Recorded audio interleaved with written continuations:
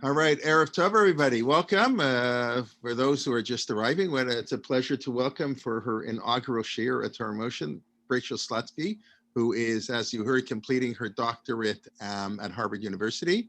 She holds the Isidor Tversky Fellowship. And this upcoming year, I hope I pronounced this right, you'll be the Monsignor Ostreicher Professor of Jewish Studies and Jewish-Christian Relations at Seton Hall University. Rachel has taught many places, lots of awards. She's a graduate of Stern College with a degree of Jewish Studies and English Literature and has an MA in Biblical Studies from University of Chicago. And it's a pleasure to welcome her to Torah in Motion. Bakasha, Rachel. Wonderful. Thank you so much.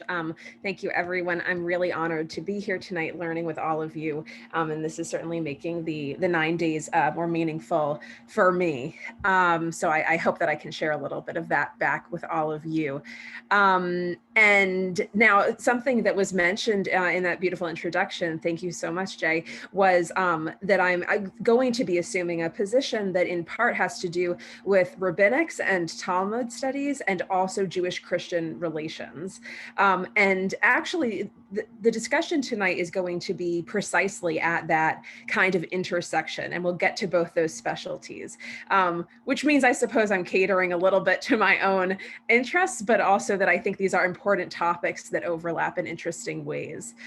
So I just want to say in terms of the structure of this that I will share my screen in a few moments and we'll look at the source sheet together. I just want to give some words of introduction to what we'll talk about.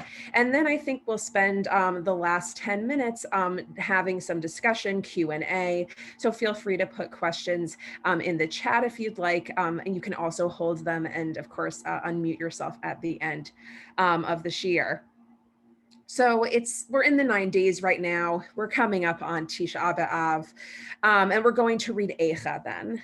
And I think there's a real tension in Eicha. I've been doing a lot of teaching on this recently about this tension between who the enemy is. So who causes this mass destruction in Yerushalayim? Is it this foreign enemy? It's a political entity, right?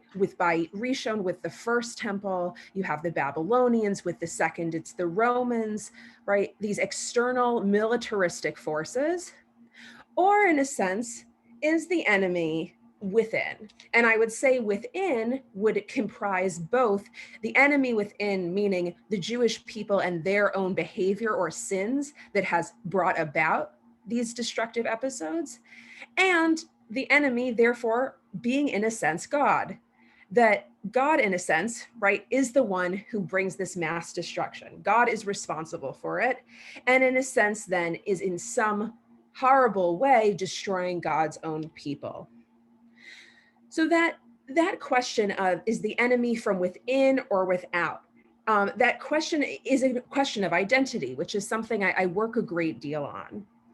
And that kind of helps us segue into this week's Parsha, I think, which is Parshat Devarim, where we're reading this, lengthy retelling of, as many of you are familiar with, much of Deuteronomy is recapping what has thus far happened in much of the Torah that has to do with Bnei Yisrael, or the children of Israel, wandering in the wilderness.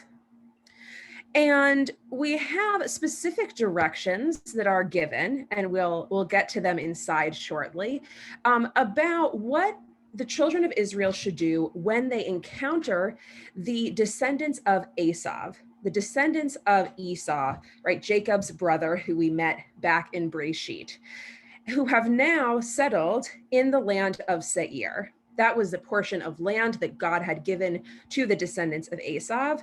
And Bnei Yisrael, the Jewish people, might come across them in the desert. What should they do?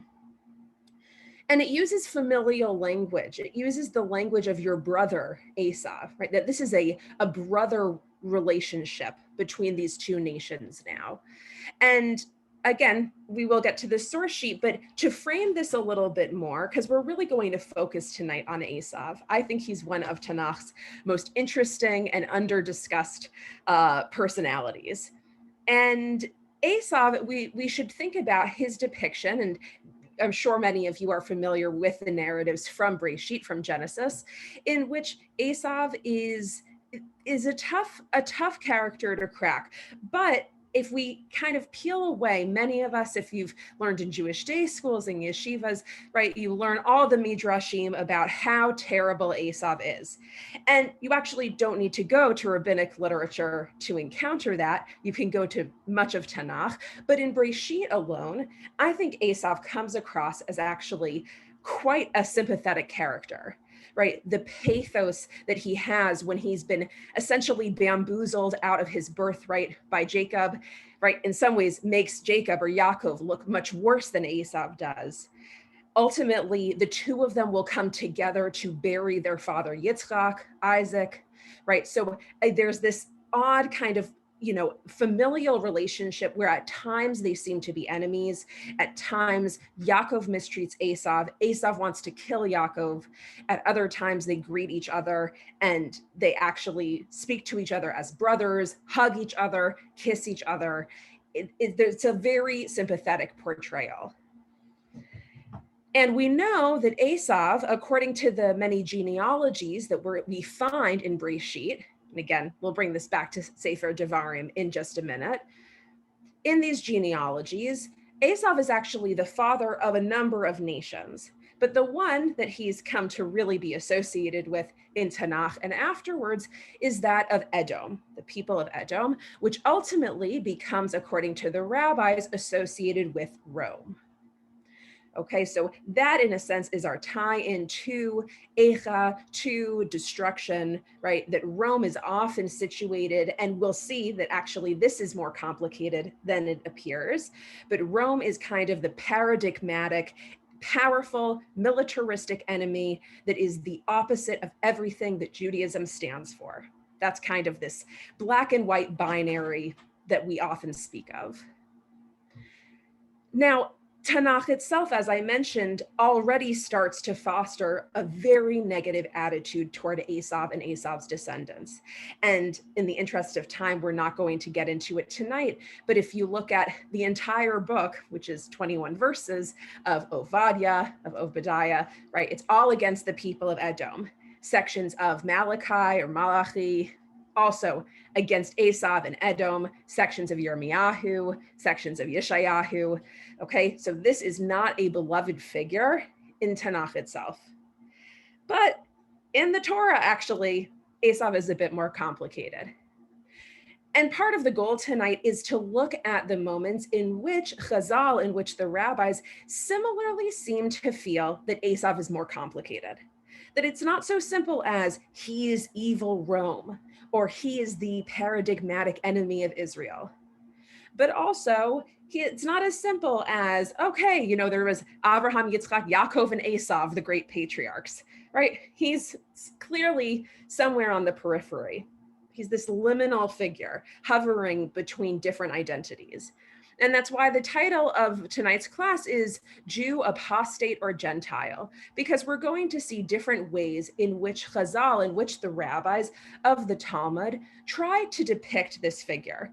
Obviously, we won't get to everything, but we really want to think together about who is Esav to them and what is his identity in terms of ethno-religiosity. So is he a Jew? Is he an apostate? Meaning he is a Jew, but he's a really bad Jew, right? By the rabbi's standards. So he doesn't keep the laws and he does everything the wrong way. Or is he not Jewish to begin with? And, he's completely outside of the lineage that produces the children of Israel. Those are kind of the options that we're going to deal with tonight. So I think without further ado, we are going to open up our source sheet. So I'm going to share my screen. Just give me 1 second. Okay. Excellent. Okay, and this is the same source sheet you have. I have just done some highlighting in the meantime, so we will know exactly what parts of these texts we are looking at together. But of course, you have access to an unhighlighted, pristine version, I hope. Okay, So we have source number one. This is one of the psukim from Devarim, from our Parsha. So Perek Bet Pasuk He, the second chapter, 5th verse. Al titgaruvam ki lo eten lachem me'artzam ad midrach kaf ragel ki Yerusha le'esav natati et har seir. So this is Hashem, this is God telling Moshe and the children of Israel, when you enter, right, you're traveling to the land of Canaan, to the land of Canaan, and you're going to cross through this area called Har Seir, right, the hilly area of Seir. Don't provoke the people who are there, okay? For I will not give you any of their land so much, as a foot can tread on, right? Not an ounce of this is yours. I have given the hill country of Seir as a possession to Esav. Okay. And I haven't included here, but the verse after this basically goes on to say, and should you want any food from them, should you want drink from them, should you want anything at all, you have to pay for it, right? You can't assume that it's yours. There's this aura of kind of almost utmost respect about this. Why that is an interesting question. And I have to say, I was discussing this text the other night with my husband, and he had a very interesting reading of this that's worth sharing, which is that perhaps some of this is because Esav's property has been stolen before, right? So Yaakov, his brother, right, tricks him back in Breshit, tricks him out of the birthright and the blessing from his father, right? Very bad. He loses ownership of these essential things he thought were his. This time, God steps in and essentially says, children of Yaakov, Bnei Yisrael, don't think you can do it a second time, okay? So now let's jump in to the rabbinic text that we're going to focus on, the first of which is going to invoke this pasuk. And I think in the interest of time, in this particular case, we will look at the text in its original as well as the English. In other cases, we'll just look at the English, but of course you have access to the original. So Rav Chia bar Avin Amar Rabbi Yochanan, Oved Kochavim Yoresh et Aviv, Devar Torah. So Rabbi Chia bar Avin says, that Rabbi Yochanan says, right, it's a Torah law that the way a Gentile or a non-Jew inherits, presumably meaning land, property, right, is through his father. So there's a patrilineal inheritance. Dichtiv, here comes a proof text for this from our verse. Ki Yerusha le'esav natati et har seir. Because in our verse, we see that God says, right, the inheritance of Esav's is har seir. Okay. Interesting. So what is this? What is that verse trying? How does that prove anything? Right here, it seems to be the assumption is Esav is a Gentile. Esav is Oved Kochavim. Okay. So Esav is a Gentile, and therefore this is evidence for it. So he inherits, in a sense, from his father, meaning the creator of the universe, God. Interestingly, we have an alternative possibility. Vidilma Yisrael Mumar, right, Shani, Ela Mehecha, and then we have another pasuk, Ki livnei lo natati et ar Yerusha.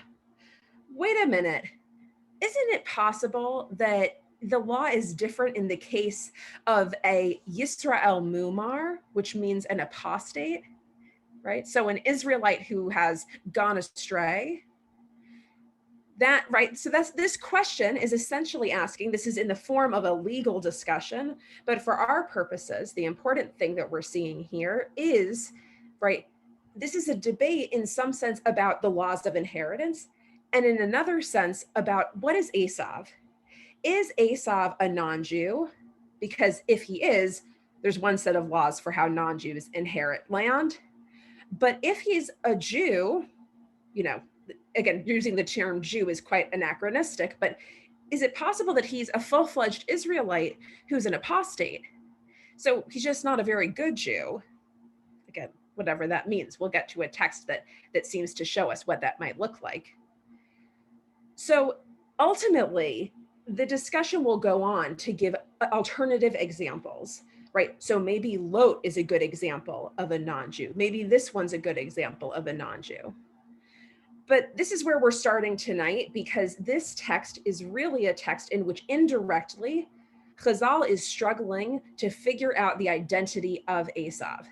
And this is a huge disagreement, as we can see, right? Either he's fully not a Jew, or he actually is a full-fledged Israelite. Again, I'm using the word Jew, even though, and the translation here provided uses it as well. It's not my own. It's an English translation based on Rav Adin Steinsaltz's commentary.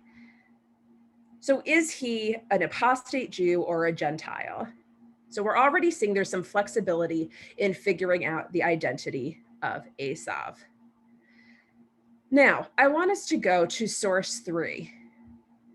And again, there's a lot of text here. It's a very interesting discussion. So I hope that you will all look at it in depth. Actually, we're going to look at source 4 first. We'll come back if there's time, because there's a few more that I think are actually a bit more central for us. And this we're going to read in English, because it's a lengthy story that is very compelling. So I want us to make sure we understand all of it. So this is a section in the Talmud in Masechet Avodah Zarah. So in the Babylonian Talmud, the tractate of Avodah Zarah, right? So idol worship.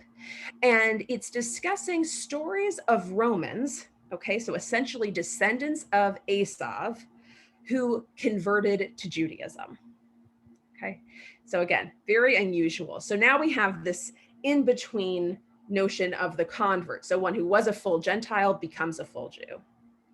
And there are a few famous ones who we're going to encounter. One of them is a man named Onkelos bar Kilonimus. The other is a man named Antoninus. So we begin with Onkelos. Onkelos bar Kilonimus converted to Judaism. The Roman emperor sent a group of Roman soldiers after him to seize him and bring him to the emperor. So Onkelos drew them toward him with verses that he cited and learned with them, and they converted. Okay, so this is almost a bit comical, right? So you have these fierce Roman soldiers running after this terrible convert to Judaism, and somehow he lulls them into kind of a stupor. He seduces them with wonderful verses of Torah, and all of a sudden you have groups of Roman soldiers who are also converting to Judaism. The emperor then sent another troop of Roman soldiers after Onkelos. And he said to them, do not say anything to him.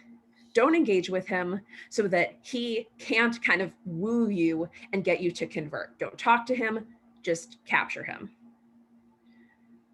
When they were walking, Onkelos said to the troop of soldiers, I will say a mere statement to you. You don't have to talk to me, I just want to say something. A minor official, okay, so someone low down on the Roman totem pole of the hierarchy, holds a torch before a high official.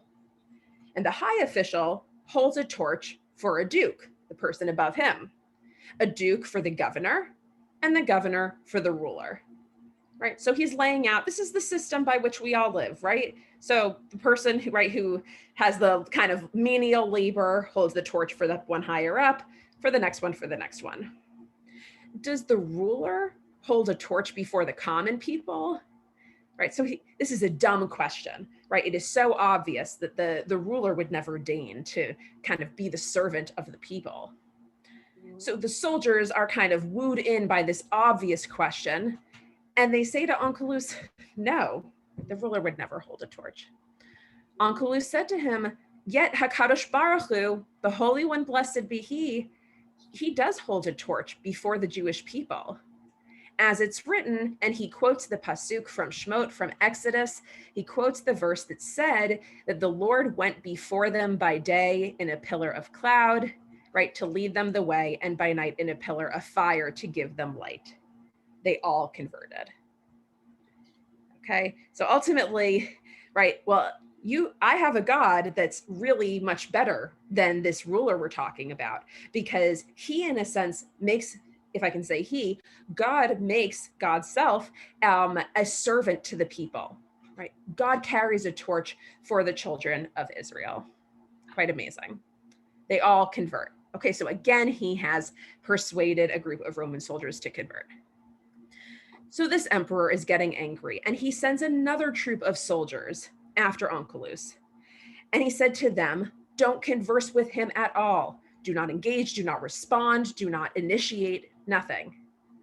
Okay. And the troops followed the instruction, and they grabbed Onkelos. And while they grabbed him and they were walking, Onkelos saw a mezuzah that was placed on the doorway. So there's some Jewish family around, and he sees a mezuzah on the doorway. And he placed his hand upon it and said to the soldiers, what is this? And they said to him, right, big mistake, they're not supposed to talk to Onkelos. I don't know, you tell us. So Onkelos said to them, the standard practice throughout the world is that a king of flesh and blood, meaning any human who's a king, sits inside his palace and his servants stand guard protecting him outside, right? He's saying this, right? They should all know this, right? They live in the Roman Empire, right? They're subservient to the emperor. They know you risk your life for the emperor, not the other way around. You protect the emperor. However, and here we have another twist, right? The Holy One, blessed be he, his servants, meaning the Jewish people, sit inside their homes, and he guards over them from outside, right? So here we have, again, another example. The same way God holds the torch for the people as opposed to vice versa, God also guards and protects the Jewish people as opposed to vice versa. And he brings another proof text from Psalms, from Tehillim. The Lord shall guard your going out and your coming in from now until forever, right? So this lovely idea, right, that God protects the people.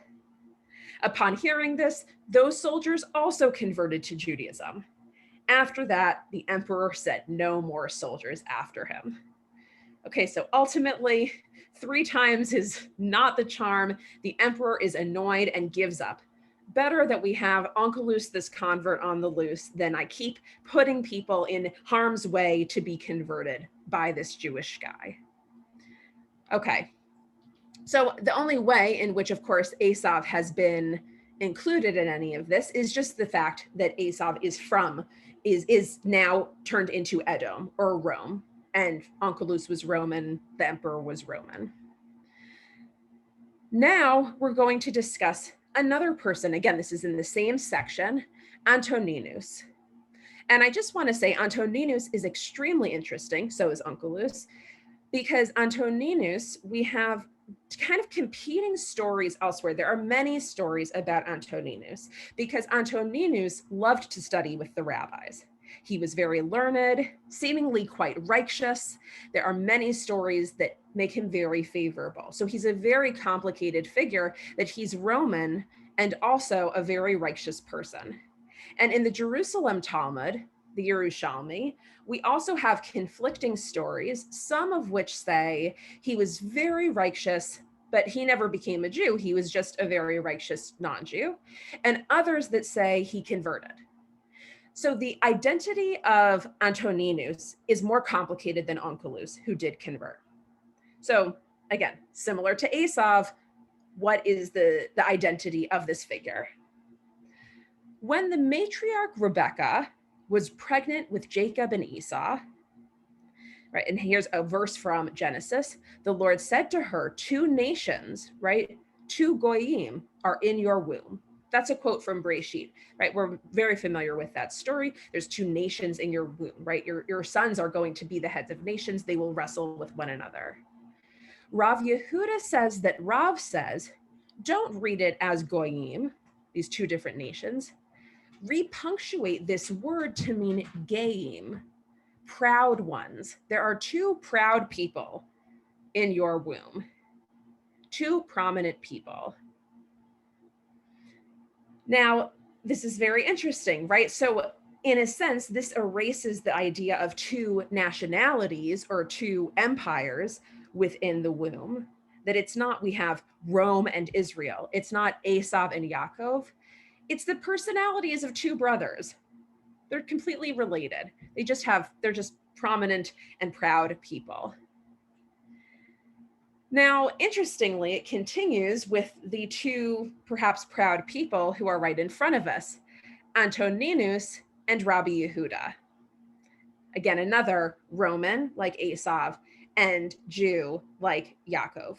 Okay, and Antoninus and Rabbi Yehuda were dear friends.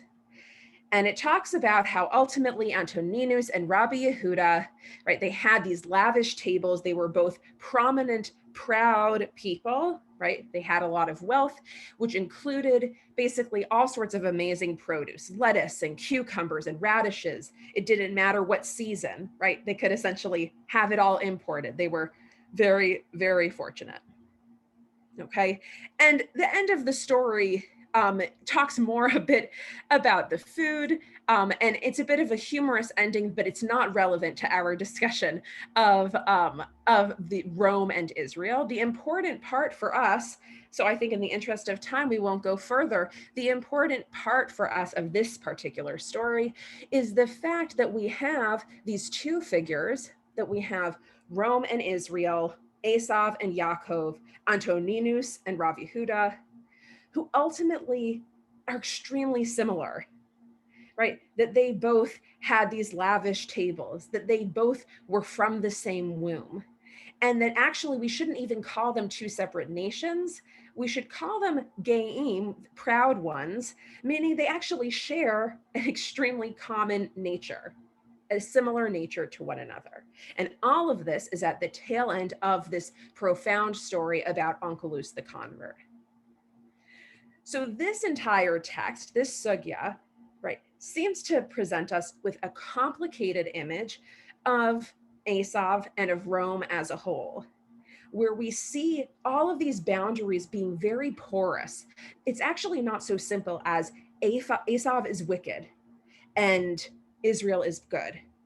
It's not so simple as Esav is not Jewish and Israel is Jewish. We have examples of righteous Romans who convert, righteous Romans who are so convinced, like Onkelos, right, in Hashem, who know verses of Torah by heart, that they convince scores and scores of Roman soldiers to convert.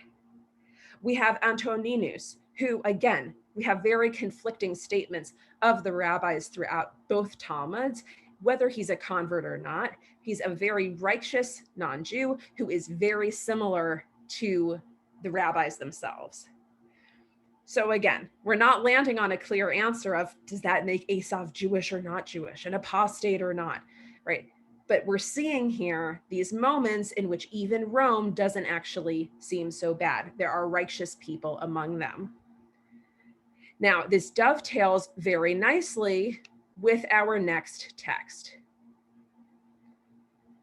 So there is a discussion in this next text about, based on a verse. This is from Bava Batra, so one of the tractates in the Babylonian Talmud, again, that's commenting on a verse from Genesis, in which it says that the Lord blessed Abraham bakol, with everything, seemingly.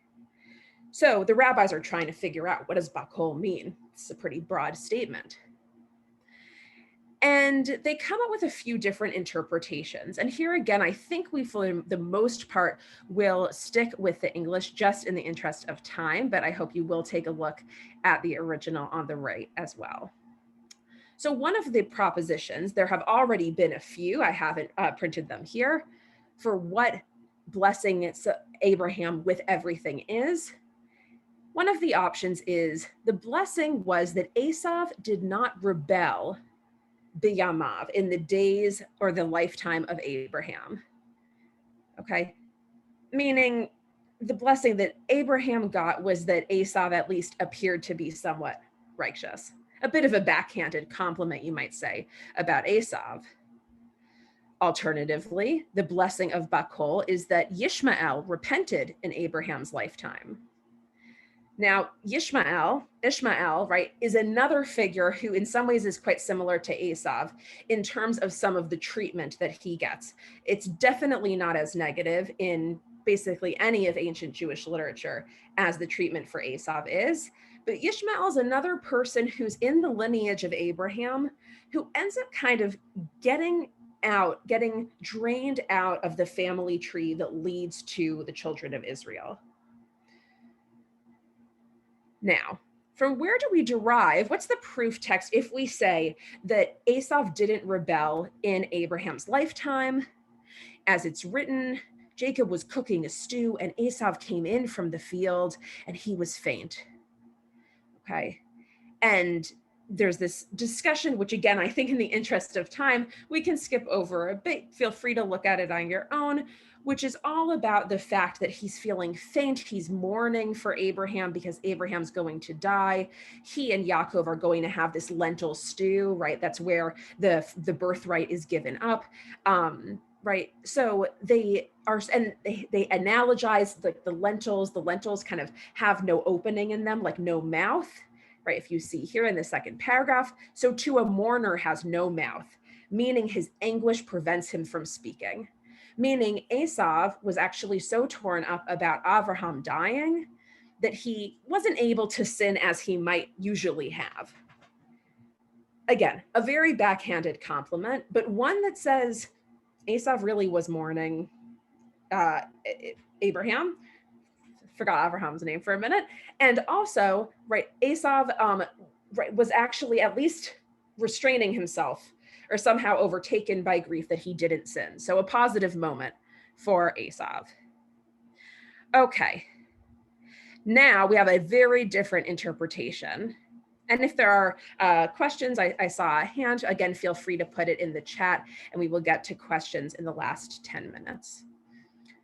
So here's a very different objection to this. So you might have thought that Esav was so righteous that he, restrains himself from sinning, at least at the time of Abraham's death.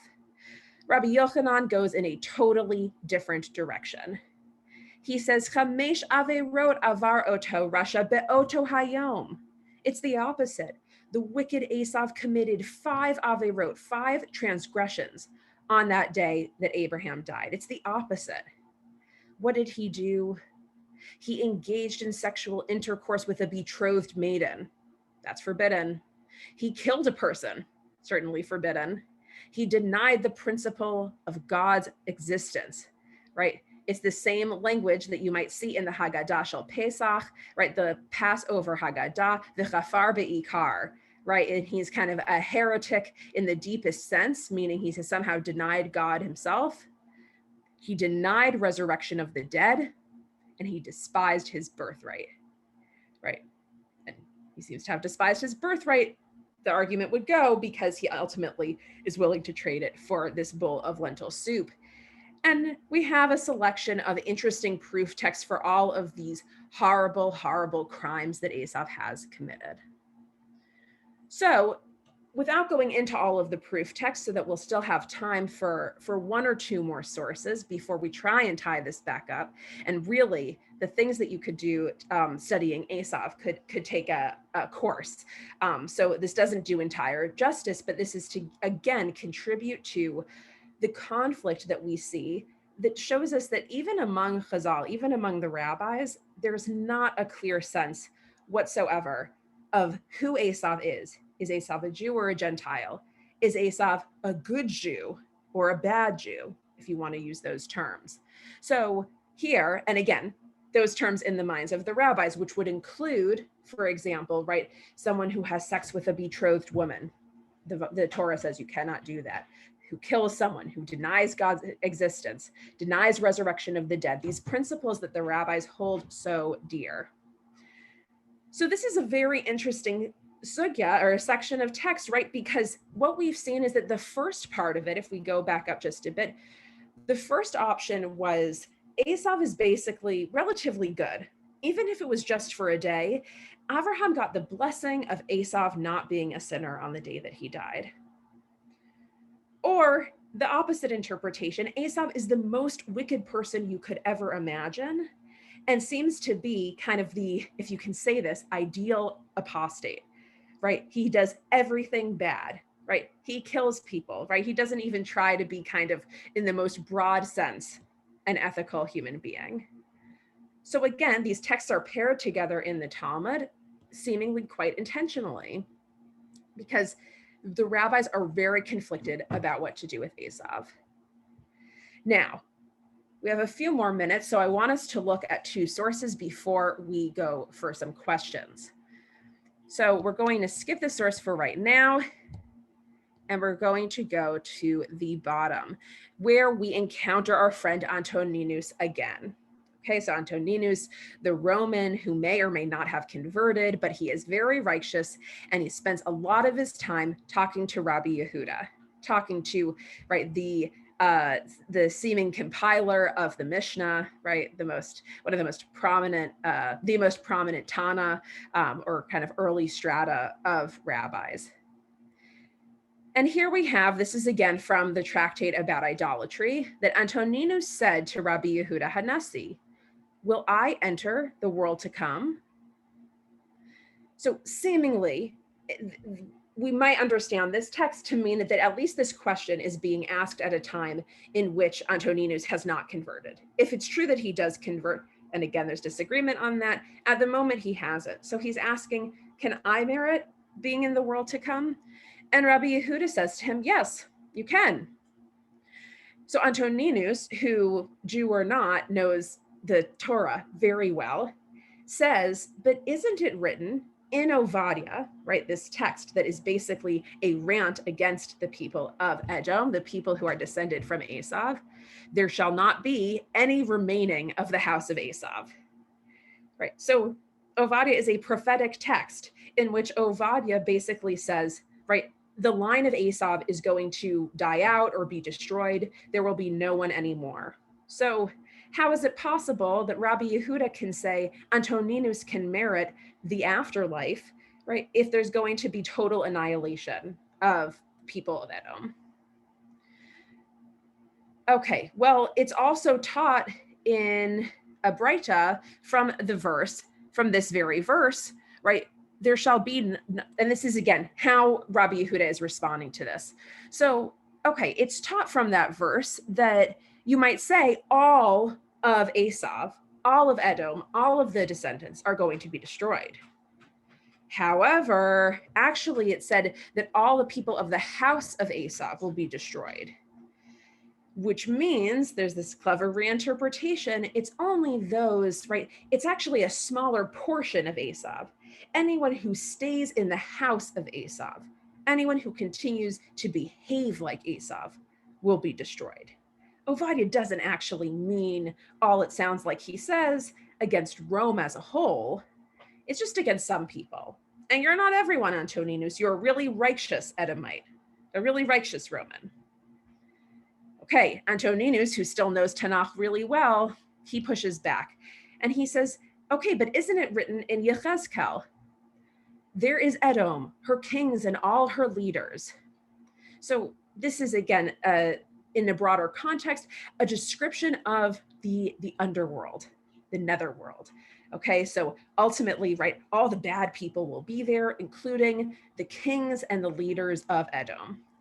So that doesn't bode well. Are you telling me that, I, a prominent Roman, am not going to end up in the netherworld? Rabbi Yehuda said to him, right, the verse states her kings will be there, but not all of her kings. So again, we have a portion. Edom is bad, but not all bad. Some of the kings, some of the leaders, right, or all of the right, but not all of the officers, right? So any way that Rabbi Yehuda can get out of these texts that seem to so clearly say all of Edom is doomed, the children of Esav are terrible, he desperately is trying to work out of that. Okay. And ultimately, at the very end, right, when it says her kings, right, meaning the kings of Edom, it's not all the kings, it's not all the leaders, right? There's at least a portion for Antoninus, right? And we learned, right, it comes to exclude deliberately Antoninus, right? And the son of Asverus, who was another prominent Roman. And again, there are many stories of actually other righteous Romans as well. Okay, so quite profound. And again, this question of whether Antoninus is a convert or not is interesting, but it certainly seems to be here that he's not a convert, or that perhaps there is some kind of concept that he has not fully lost his Roman identity, even if he does convert. But I think it's more compelling to read this passage as in he's a very learned Gentile who's concerned about his welfare. Now, the last source that we're going to look at the end of this. And it's a very interesting, we're going to see two different readings. And again, in about 10 minutes, when we're done with this section, we will open it up for questions and discussion. So we have this verse, and again, you can look earlier in this section. I'm sorry, I didn't even say where this is from in the Talmud. It is from Gittin 57b, so another tractate of the Babylonian Talmud. I don't think the fact that it's in Gittin is so relevant for us right now. So it's talking about all of the terrible things that happened to Israel when the temple was destroyed. So we're ending with this because it really ties in a number of things together, including, right, the topic of Esav, including the fact that we're coming up on Eicha and Tisha B'Av, destruction. And there's an almost poetic but chilling verse in Breshit. This is when Yaakov comes disguised as Esav, right? He's put on the skin so that he will feel very hairy like his brother, to ask as if he is Esav of Yitzchak to give him the blessing. And Yitzchak is confused. He's blind, but he can sense that something is wrong. And he says, the voice is the voice of Yaakov, but the hands are the hands of Esav. Okay, so something's a bit of a mismatch. Ultimately, he's convinced enough that he gives Yaakov the blessing that was intended for Esav. So we have two different interpretations of what this verse is referring to. The rabbis are interpreting this verse in light of the destruction of the temple. So they're reading it in a totally different context. So the first interpretation is the voice, the first part of the verse. This is the cry stirred up by the Emperor Hadrian, right? The infamous Roman emperor who persecuted many Jews, right? Who caused the Jewish people to cry out when he killed 600,000 on 600,000 in Alexandria of Egypt, twice the number of men who left Egypt, right? So he's kind of worse than Pharaoh, right? The voice is referring to this terrible voice of Hadrian. Again, they're taking it out of context, right? The voice of Jacob, right? Again, let's go even further, right? About this terribleness. This is the cry aroused by the Emperor Vespasian, who killed 4 million people in the city of Beitar, right? So notice what's happening here. They're reading a verse which is describing Yaakov or Jacob's trickery, Yaakov's bad behavior, not Esav's. And the rabbis are interpreting this verse to refer to the destruction that Jews encounter at the hands of Romans centuries and centuries later, right? So in some ways, they're tying Yaakov and his deception to the terrible persecution of Roman emperors, right? They're not saying it explicitly, but these things are not looking great for Yaakov. And at the end of the verse, right, the hands are the hands of Esav.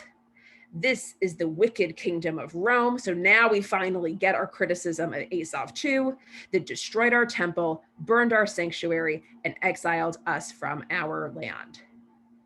Okay, so in other words, now we have, okay, Esav is condemned here too. Basically, I think the reading here is supposed to be the disguise that Jacob does, that Yaakov puts on, is not okay. So he's under criticism here, and he is actually likened to some of these terrible predecessors to the evil empire of Rome that will actually destroy everything. Okay, this is kind of interpretation number one of all of this. So alternatively, the voice is the voice of Jacob means no prayer is effective in the world unless some member of the seed of Jacob has a part in it. So now we have a new interpretation of this verse, and notice this goes directly against the negativity of the first interpretation. So now we have some hope. That prayer can be effective. God can actually listen and respond to your prayers as long as there's some descendant of Jacob who's kind of in the group praying, okay? i.e. the prayers of Israel are what God really responds to. The second part of the clause, which said the hands are the hands of Esav, means that no war grants victory unless some member of the seed of Esav has a part in it, right? So, okay, it might not be as righteous as kind of who makes effective prayer, but the point is actually Esav has another aspect that's really important and persuasive, which is Esav's a great warrior, right? Which we see throughout Tanakh. And actually, you can't win a war unless you have at least one person who's a descendant of Esav who's fighting for you. Now, again, I think that this is also playing indirectly with the fact that Esav, in a sense, does seem to defeat the Jewish people, right? That Rome does exile the people from the land. They do destroy the temple. In essence, right, there's something that the Jews couldn't contend with against Rome. So this is very complicated. And I want to finish up, we'll just finish up with this last part. This is what Rabbi Elazar says. And I just want to go down a bit to how this ties in precisely. So the last part, we don't need to get into all of this. The Talmud can go into so many tangents that for our purposes, we need to streamline it a bit. And in the interest of time, and then I'll open it up for questions in just a minute, that ultimately there's a quotation from Psalms. This is a familiar quotation from much of our liturgy, right? Which is, remember, O Lord, against the children of Edom, the day of Jerusalem, when they said, raise it to its very foundation, right? So this is the Jewish people remind God to remember to get the children of Edom, the descendants of Esav, get them back for what they did to Jerusalem when they celebrated and encouraged their own kind to destroy the temple. So again, right, this sugya, this section does not end on a positive note for Esav, but it does, in a sense, confirm this conviction, right, that if you actually want to win, you should have a little bit of Esav in you. Right. And the Jews, they do have the temple destroyed. And in a sense, right, it's because the Jews are really good at praying, but they're not really good at fighting. Esav's really good at fighting and not great at praying. So I'm going to stop sharing my screen here. And I want to take a look. I see some questions in the chat. And of course, we will open it up as well for questions if people want to unmute themselves. But I just want to say, kind of in closing, before we turn to questions, that what I think is happening here is, on some level, the rabbis see some strengths in Esav, right? That they actually appreciate that Esav is, he's a warrior. It's not so simple as just saying Rome is evil, Rome is bad, right? Rome is a world empire that successfully destroys and exiles the Jewish people. And I think the rabbis constantly have this odd mixture of admiration for the power of Rome. And again, they live among them, right? This is not simply some like out there thing, right? This is Jewish society was very much in the Roman Empire, in Roman society. And at the same time, right, they're persecuted by it. And Esav too is part of the Jewish family, is part of Abraham's lineage. And at the same time, we have all these prophecies and all of these texts that say Esav will be destroyed and his offspring will be destroyed. So of course, we haven't landed on a clean conclusion, right? So Esav was a Jew. So Esav was an apostate. So Esav was a Gentile. I think where we've landed is that the rabbis have not made up their minds, that the jury remains out about who Esav is and how we can classify him. He really resists classification here. And that's important to think about. And especially as we go into Tisha B'Av and we go into the Shabbat before Tisha B'Av, I think to think about this concept of, again, right, enemies from within and enemies from without, right? People who are persecuting us, but also the ways in which we perhaps bring on some of our suffering, right? Which Eicha seems to intimate. Again, whether we agree with that or not is of course personal feeling. But here we do see that also our own identities as Jews is much more complex, and so is that of Esav.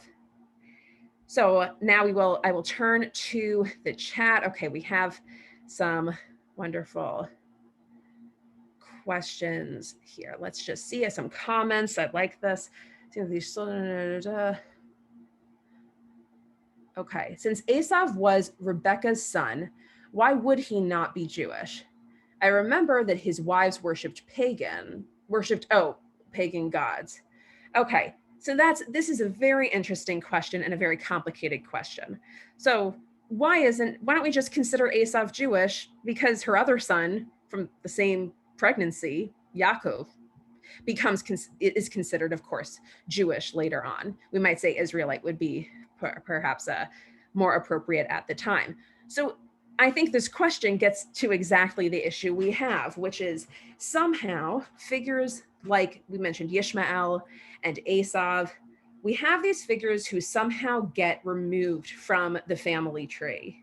And there becomes this line that kind of gets narrower and narrower until you have Yaakov.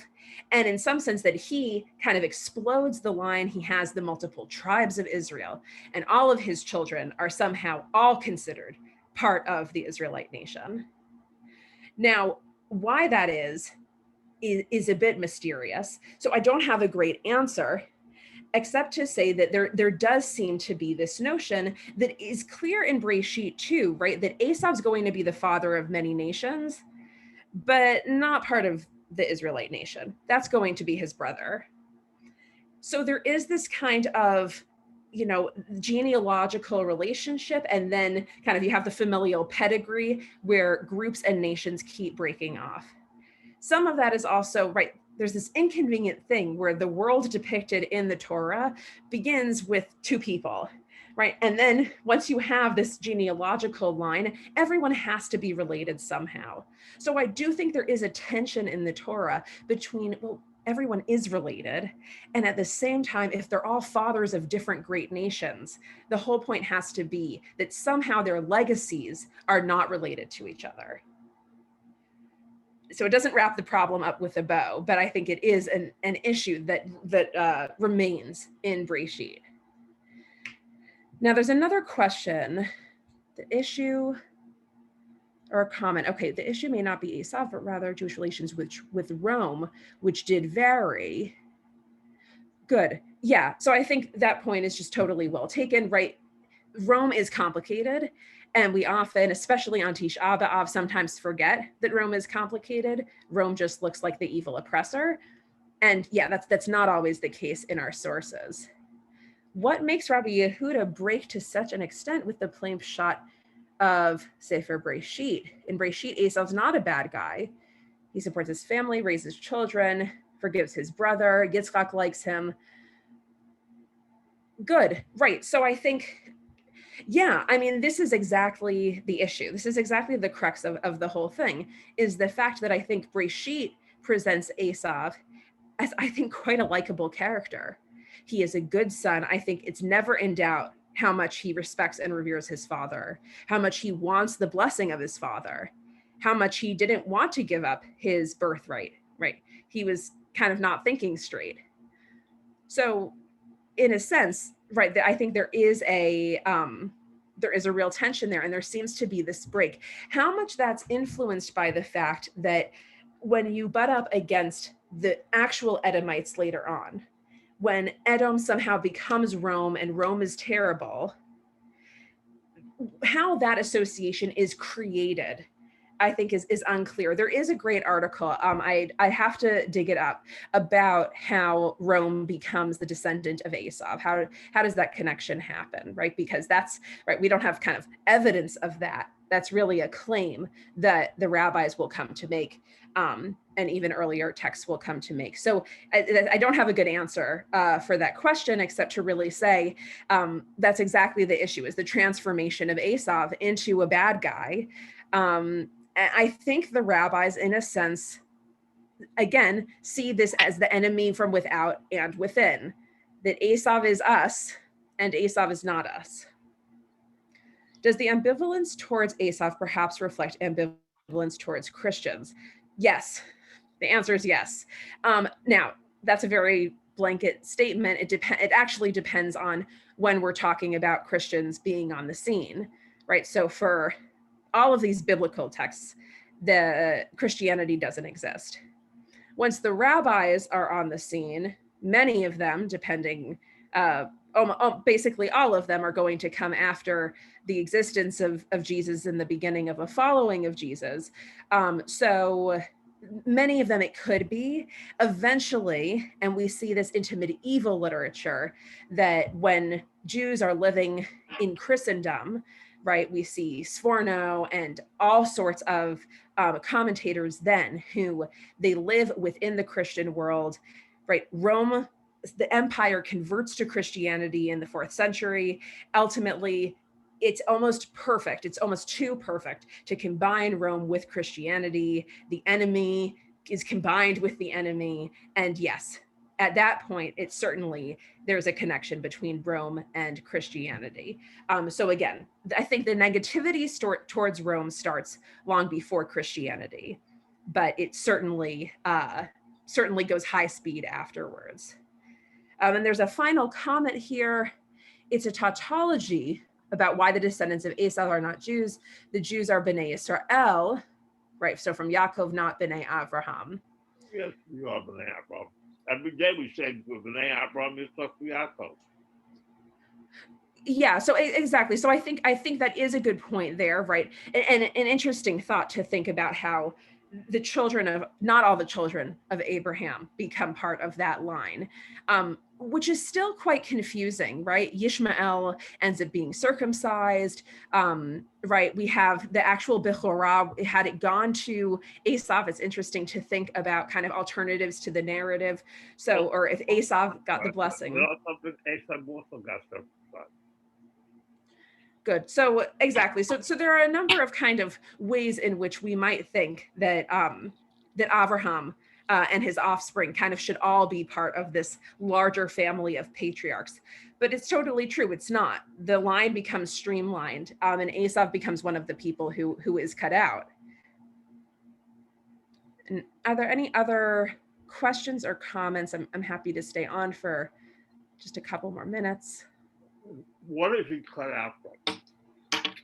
He's not cut out from living in Eretz Israel. He leaves voluntarily, but no one forces him to leave. Okay, he's not cut out from an inheritance. He's a very, very wealthy man. He seems to leave and prosper. And when the Israelis Israelites invade his territory, the 2nd chapter of Devarim, the Torah makes a big point of telling you lay off him. The land that he got was a land grant just like the land you're going to get. So I think the point that you're making, was concerned, there's absolutely no fault to be found with Esau, period. So I think the point that you're making, if I can just pause you there, is that I think that's it's a great point, right? And I think, right, we talk, I'm phrasing it as he's kind of cut out, but it's unclear, right? There, we don't have a scene, as much as we do have the scene, I think, full of pathos and emotion, in which Esav desperately wants a blessing from his father. We don't have a scene in which he's like, why aren't I part of the Israelite people? Right. So in that sense, I think that's a very good point, right? He ultimately is a very kind of happy, satisfied leader of his own nation. I think the question becomes why that nation and why did the two of them get demonized in later Jewish texts, right? Again, as early as other texts from Tanakh itself. And the demonization of Esav and of his offspring is really the sticking point. Where would you say the first place is the demonized? But Okay. the first. Okay, Thank you. your language. Okay, thank you, Rachel. Yesh koach, very interesting. Okay, it's also why we always have to distinguish between ace of the person. Well, that kind of came up in the questions. Ace of the person and ace of the representative of, who he is and his descendants. And always the rabbis in the Medrash are not really concerned with the historical Esav. There's the historical Esav, who is the person who is the child of Yaakov and Rivka. And then there's the Esav and his relationship with Jewish people, which is not the personality of Esav. But anyways, that's a whole other discussion that comes up in all kinds of cases. Okay, thank you. You can comment on that, but you don't have to. Wonderful. No, it's a fair distinction. Yeah. Okay. Please God, tomorrow morning, 9:30, I'll have my Pirkei Avot shiur, and then on Sunday we have our Tisha B'Av program. I just put put in the chat box, 11 a.m. till 7:15 p.m., 8 hours straight of learning, beginning with Shuli Mishkan's class at 11. The last years of the first Beit Hamikdash, Rabbi Menachem Leibtag following that, Rabbi Chaim Strachler at 1 p.m. I'm at 2 p.m., 3 p.m. Dr. Tamara Spitz from Israel will be after Tisha B'Av for her, and 4 o'clock will be Moshe Sokolow, and 5 o'clock Rabbi Natty Helfgott, and 6 o'clock Jeffrey Cliffman on films of the Holocaust. So we keeping you busy, and as I mentioned, no one has taken me up on the offer yet. Let me know if you plan to. If you come for all 8 hours, we send you an Uber Eats, so you can break the fast with nice. We'll see. If lots of people send me, I don't know what I'm going to do, but okay. Anyways, everybody should be well. Shabbat shalom, and thank you. We look forward to learning with you in the near future. And please invite your friends, as I always say. And all right, all the best, everybody. And Rachel, thank you. Have a good night. I guess regards from Jonathan Ziering. Wonderful. He's doing now a series on Shemitah. So I marvelous. didn't know you. I don't know. I just had a feeling. So we were in a Beit Midrash program together. Right. He told me you were in Aryeh Clapper's Beit Midrash together, and it's a small world, It's a small world. I send my regards. Yeah. Okay. So he, of course, spent a few years in Toronto as the Rosh Skan Rosh Kollel, or Rosh Beit Midrash of the Zichron Dov, sort of the Yeshiva University, Beit Midrash here. Oh, wonderful! Right, his wife is Canadian. His wife is Torontonian, lives a few blocks away from me. I'm good friends with the parents, and wonderful. The same shul. It's a small world. Amazing. Yeah. So and he's in Efrat now. Right. Okay, with many children. They just had twins. I think just before that. I know you lose track of time, especially now. But yeah, they have 5 kids, I believe. Amazing. They have 5 kids. Yeah. Can I ask, do you have any kids, or I shouldn't ask? I hopefully will in 2 months. Oh, B'shat Tova. We only see, your face. I know. It's so funny, but nice. Yeah. Because when I asked him if he knows you, he stopped for a minute, then he said, Rachel Render, I believe. I don't know. Oh, Renz is my maiden last name.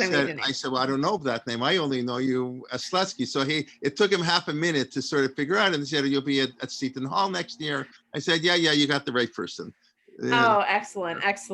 Well, I'm flattered, and I'm so happy we all know each other. It's wonderful.